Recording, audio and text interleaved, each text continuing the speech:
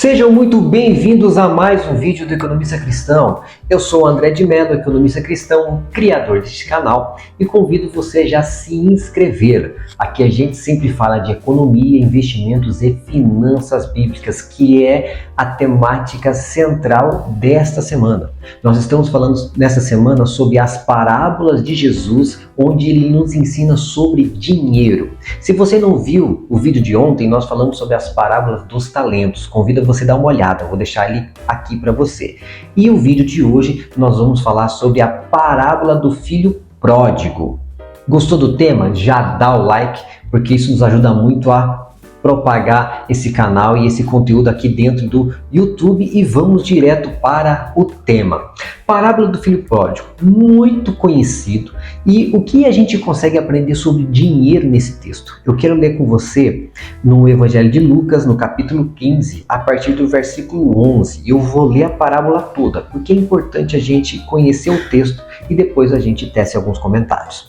Então, a partir do versículo 11, no capítulo 15, diz assim: E ele disse: certo homem tinha 2 filhos, e o mais jovem deles disse ao seu pai: Pai, dá-me a parte dos meus bens, eu que tenho direito. E ele dividiu-lhes os seus haveres. E poucos dias depois, o filho mais jovem, ajuntando tudo, partiu para uma terra distante, e ali desperdiçou os seus bens com uma vida desordeira. Nós vamos falar sobre esse tema. E havendo ele gastado tudo, houve naquela terra uma grande fome, e ele começou a passar necessidade. E ele foi, ajuntou-se a um dos cidadãos daquela terra, e ele o enviou aos seus campos para alimentar os porcos. E ele desejava encher o seu estômago com as cascas que os porcos comiam, e nenhum homem lhes dava nada. E ele, caindo em si, disse: Quantos servidores de meu pai têm pão suficiente de sobra, e eu aqui pereço de fome? Levantar-me-ei e irei para o meu pai, e lhe direi: Pai, eu pequei contra o céu e perante ti, e não sou mais digno de ser chamado teu filho. Faze-me como um dos teus servidores. E ele levantou-se, foi para o seu pai. Mas ele, estando ainda longe no caminho, seu pai o viu, e teve compaixão, e correndo lançou-se-lhe ao pescoço, e o beijou. E o filho lhe disse: Pai, eu pequei contra o céu e à tua vista, e não sou mais digno de ser chamado teu filho. Mas o pai disse aos seus servos: Trazei o melhor vestido, veste-o, e ponde-lhe um anel em sua mão, e calça-lhe os seus pés. E trazei aqui um novilho cevado, e matai-o, e comamos e alegramo-nos. Porque este meu filho estava morto e vive novamente. Tinha se perdido e foi achado. E eles começaram a alegrar-se. Ora, o seu filho mais velho estava no campo, e vindo, ao aproximar-se da casa, ele ouviu a música e as danças. E ele chamou um dos seus servos e perguntou-lhe o que significavam aquelas coisas. E ele lhes disse: O teu irmão chegou, e teu pai matou o novilho cevado, porque ele o recebeu são e salvo. E ele se irritou e não queria entrar, portanto saindo o pai lhe rogava. E ele, respondendo-lhe, disse ao seu pai: Eis que eu te sirvo há tantos anos, e em nenhum momento eu transgredi um mandamento teu. Contudo, tu nunca me deste um cabrito para que eu pudesse me alegrar com os meus amigos. Mas vindo este filho que desperdiçou os teus bens com as prostitutas, mataste-lhes o novilho cevado. E ele lhe disse: Filho, tu sempre estás comigo, e tudo o que tenho é teu. Mas era necessário fazer festa e regozijarmos-nos, porque este teu irmão estava morto e vive novamente. Tinha se perdido e foi achado. Um texto um pouco longo, mas só que é importante a gente conhecer toda a passagem para a gente falar um pouquinho sobre ele. E eu anotei 3 pontos que eu aprendi aqui com a parábola do filho pródigo. Tenho certeza que se a gente se aprofundar um pouco mais no texto, a gente consegue tirar muito mais conhecimento daqui, até porque a palavra de Deus ela é infinita. Mas só que vamos apresentar um pouquinho sobre esses 3 temas e aprender um pouquinho com eles, que a gente fala sobre a parte financeira, que é o propósito do canal. Primeiro, eu queria lhe dizer o que é pródigo. A gente fala a parábola do filho pródigo, mas só que o que é pródigo? Eu fui procurar no dicionário, pródigo quer dizer o seguinte: quem dissipa seus bens, que gasta mais do que o necessário, gastador, esbanjador. Bom, esse é o significado de pródigo. E agora você já comece a entender. Primeiro ponto aqui eu quero colocar para vocês: filhos sem noção de valor. Tá? É comum, e a gente já viu várias pessoas que deixaram suas heranças para os filhos, e às vezes grandes heranças, e esses filhos não souberam gerir esse negócio e acabaram com tudo. Tem grandes exemplos na sociedade, não vou citar nomes aqui por questão ética, mas eu tenho certeza que você já conhece alguma história dessa. E isso não é novidade, até porque normalmente esses filhos, eles não têm noção de valor do dinheiro. E podemos dizer que isso foi um dos fatos que aconteceu aqui. Porque o filho que pegou a sua parte da herança do seu pai, ele foi lá e gastou tudo. Gastou tudo numa parte desordeira. Nós vamos falar isso no ponto 2. Mas voltando sobre a questão de noção de valor. É comum, às vezes, pais que tiveram bastante dificuldade no início da vida e às vezes conseguiram construir uma empresa ou construir vários negócios e tem uma situação muito confortável atualmente, quando vê seus filhos, eles não querem deixar seus filhos passar por necessidade. E isso normalmente é por uma questão boa, é uma questão de proteção, entendeu? É um sentimento nobre. Porém, você poupar os seus filhos de passar necessidades irá gerar nos seus filhos aquela condição de que a vida é fácil. E a gente sabe que na vida não é nada fácil. A gente tem acertos, mas também tem erros. E nós aprendemos às vezes muito mais com os erros do que com os acertos. E se você não deixar o seu filho errar em algum momento, com certeza ele vai ser aquela pessoa que acha que tudo funciona da forma perfeita e que tudo é belo. E não é assim que funciona. Então é importante que mesmo que você tenha uma vida confortável hoje, que você conseguiu com o suor do seu trabalho, quando o teu filho estiver crescendo, coloque ele para trabalhar junto com você e não coloque apenas os bens para ele usufruir. Eu sei que você quer protegê-lo, eu sei que você não quer deixá-lo passar pelas mesmas necessidades, ou às vezes vontades, ou às vezes caminhos difíceis que você passou, mas tenha certeza absoluta que foi esses caminhos difíceis que você passou que lhe fez um homem forte.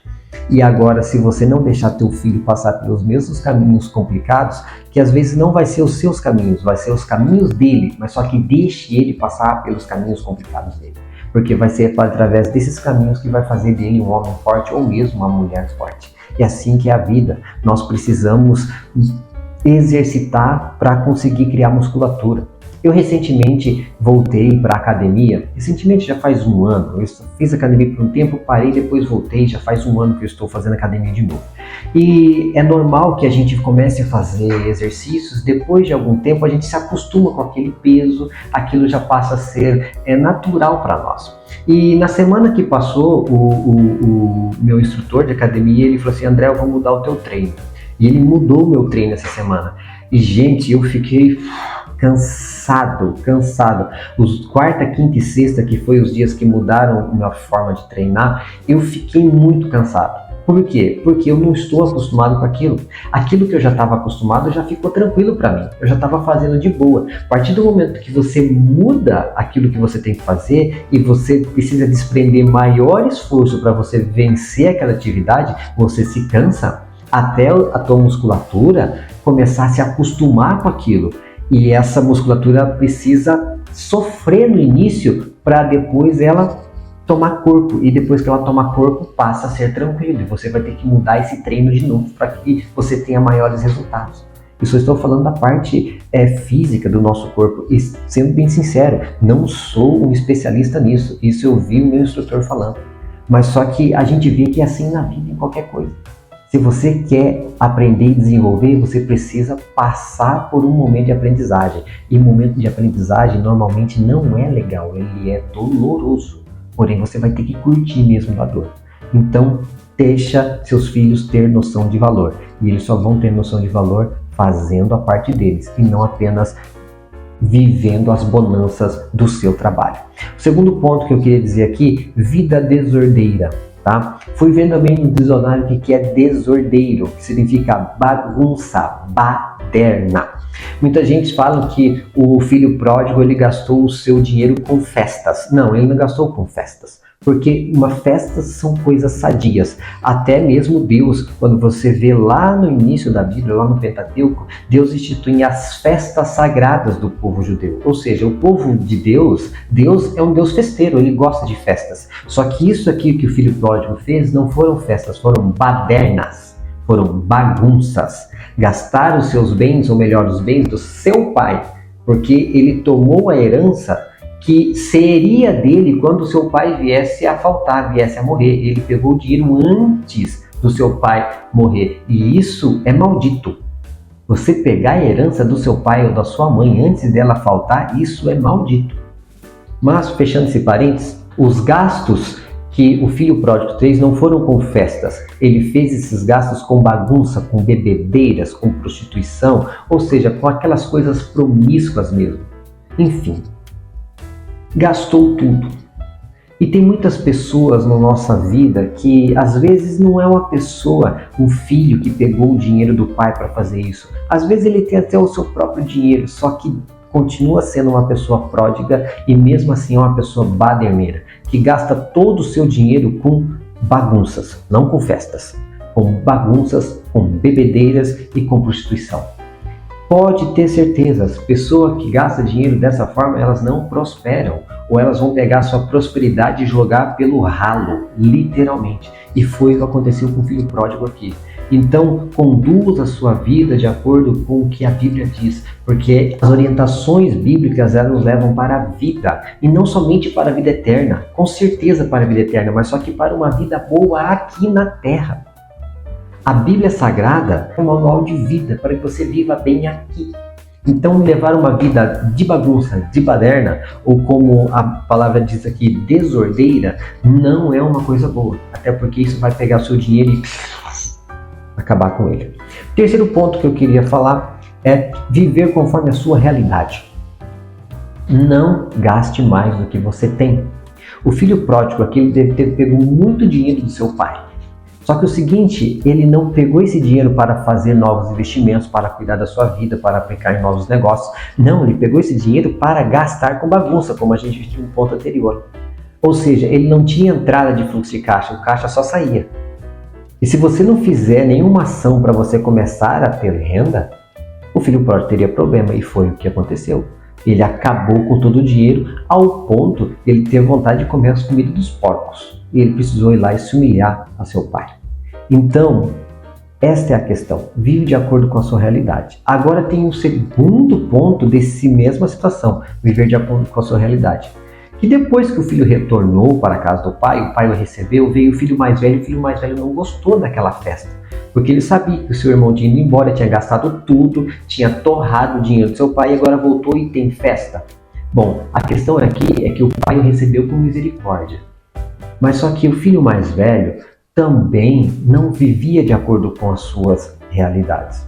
Às vezes, você é uma pessoa que vive muito além do que você pode e acaba gastando tudo e se endividando. Mas só que tem pessoas que podem muito e vivem como uma pessoa escassa e acaba não usufruindo daquilo que Deus lhe deu. Não estou falando que você deve ser uma pessoa pródiga, não. Até porque ser pródigo é uma pessoa que gasta demais, além do necessário, gastador e esbanjador. Não estou falando para você ser esbanjador, mas só que para você ser uma pessoa e viver de acordo com a sua realidade. Se você é uma pessoa que tem uma rentabilidade boa, viva bem. Seja uma pessoa generosa, ajude os outros. Abençoe a casa de Deus, dizime, honre a Deus com suas finanças, mas só que faça investimentos, com certeza você deve fazer esses investimentos para você gerar mais renda, mas só que você deve ter uma vida boa.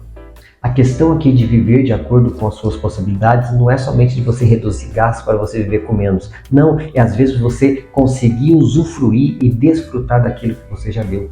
Porque se você é uma pessoa que não consegue desfrutar do dinheiro que você já tem e às vezes só pensa, não, isso vai acabar, tem que cuidar, tem que guardar, você é uma pessoa que é escravo do dinheiro. Você é servo do dinheiro. Você sempre tem medo que aquilo vai acabar. Não pense assim. Viva de acordo com as suas possibilidades. Se você é uma pessoa que pode pouco, viva com pouco, mas só que faça novos negócios para que você consiga aumentar a sua renda. Mas se você é uma pessoa que pode muito, viva com muito e não seja uma pessoa escassa e vive com aquele mínimo somente para guardar mais dinheiro. Não há nenhum problema em ser rico. A Bíblia não diz isso. A Bíblia diz que o problema é você colocar o amor no dinheiro. E se você é uma pessoa que tem medo de acabar, você está idolatrando o dinheiro. Já pensou nisso? Bom, esses foram os pontos que eu queria passar para você com a parábola do filho pródigo, que Jesus Cristo nos disse, que Jesus Cristo relatou essa passagem, e eu tenho certeza que eu consegui tirar ensinamentos, eu trouxe isso para você, e você também pode ter aprendido com isso. Se você aprendeu com o que eu falei, por favor, dê o like, porque isso nos ajuda muito a propagar o nosso conteúdo aqui no YouTube. Tenho certeza que se você ler esse texto, você vai conseguir tirar novos aprendizados. Como eu disse, a palavra de Deus ela é infinita. Se você ainda não é inscrito, convido a se inscrever aqui no canal do Economista Cristão, para que você possa receber os próximos vídeos. E te aguardo no próximo vídeo.